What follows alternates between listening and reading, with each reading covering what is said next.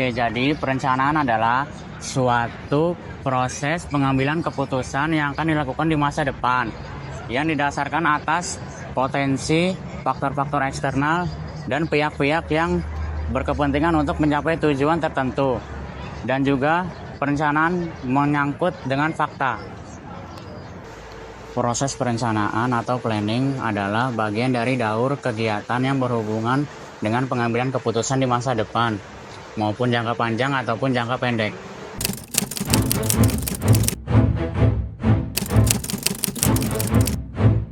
Sejarah ilmu perencanaan wilayah dan kota di Indonesia. Pertama, pada zaman VOC dan penjajahan Belanda. Perencanaan fisik di Indonesia dimulai pada masa VOC pada abad ke-17 yang mengatur tentang jalan, jembatan, dan pertamanan. Kemudian, pada tahun 1554 memperkenalkan sistem pemerintahan dengan penguasa tunggal di daerah residen. Sejak itu, Stadtblad pada tahun 1882 memberikan wewenang kepada residen untuk mengatur lingkungan. Kedua, pada Perang Dunia II hingga tahun 1950-an. Pada saat itu, peraturan perencanaan kota diterbitkan, seperti Kota Batavia, Wilayah Kebayoran, Tangerang, dan lain-lain. Ketiga, pada tahun 1950 sampai 1960. Pada masa ini, urbanisasi di Pulau Jawa dan Sumatera menyebabkan kompleksitas dalam perencanaan kota. Konflik regional dan dinamika politik menyebabkan arah pembangunan nasional. Keempat, pada tahun 1970 sampai 2000-an. Di era ini ditandai dengan industrialisasi dan peningkatan kawasan industri. Program transmigrasi untuk membuka lahan pertanian di luar Jawa sebagai upaya untuk pemerataan pembangunan. Kelima, pada tahun 2000-an, dengan diberlakukan otonomi daerah, kabupaten, kota, meningkatkan penghasilan asli daerah melalui partisipasi masyarakat dalam perencanaan. Fokus yang berkelanjutan dan semakin meningkat dengan wacana tentang pemberdayaan masyarakat yang menjadi bagian integral terhadap perencanaan kota.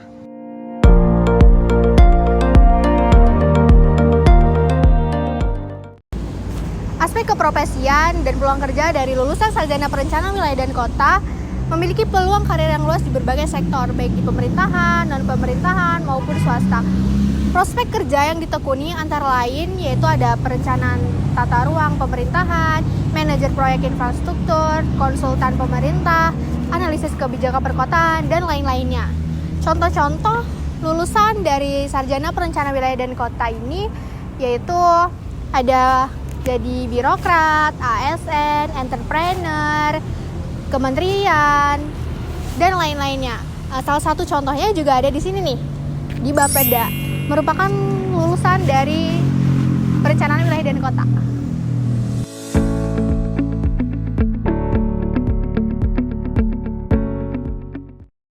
Apa sih perbedaan ruang lingkup wilayah dan kota? Ruang lingkup wilayah yaitu mencakup area yang luas, melibatkan pertimbangan mengenai pengembangan ekonomi, penggunaan lahan, lingkungan alam, serta aspek sosial di suatu wilayah.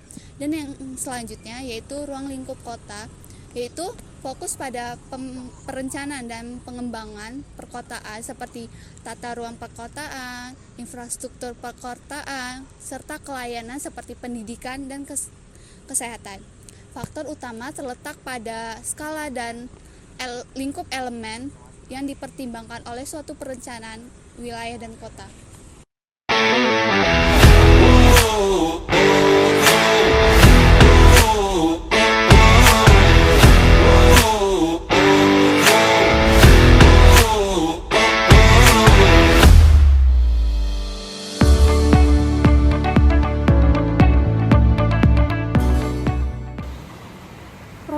wilayah. Ruang lingkup wilayah mencakup analisis batas-batas administratif dan geografis suatu daerah, termasuk infrastruktur, penggunaan lahan, dan interaksi antar wilayah.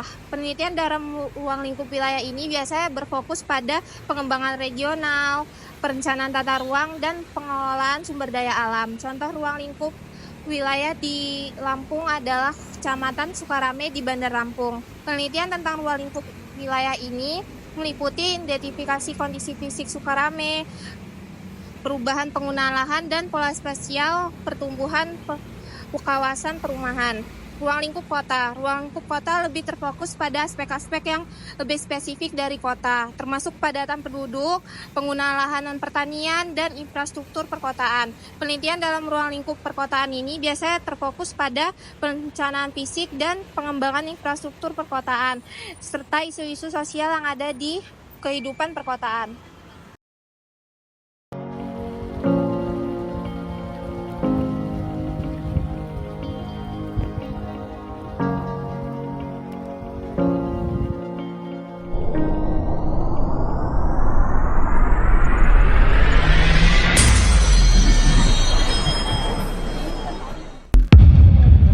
Kawasan ruang terbuka hijau seperti PKWR yang direncanakan dilanjutkan kembali. Hal ini seiring dengan masuknya pemerintah Kota Bandung.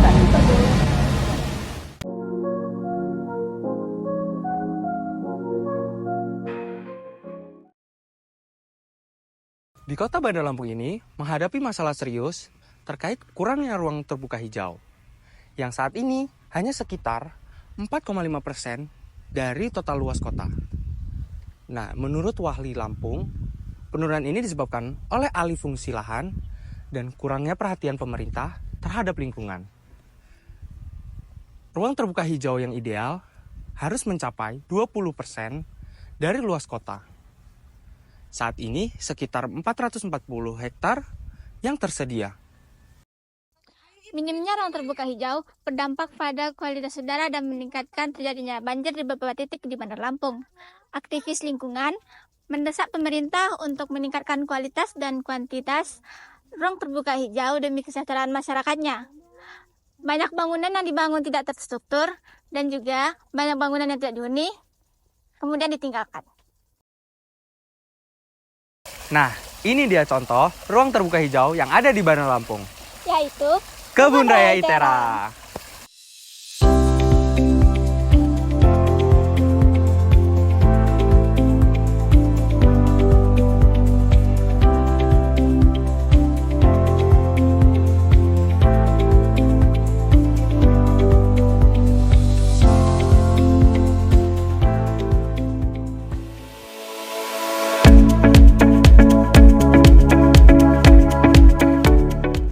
Kuliah Dasar Perencanaan Wilayah dan Kota menunjukkan bahwa disiplin ini sangat penting dalam mengelola dan merencanakan pembangunan daerah perkotaan dan pedesaan.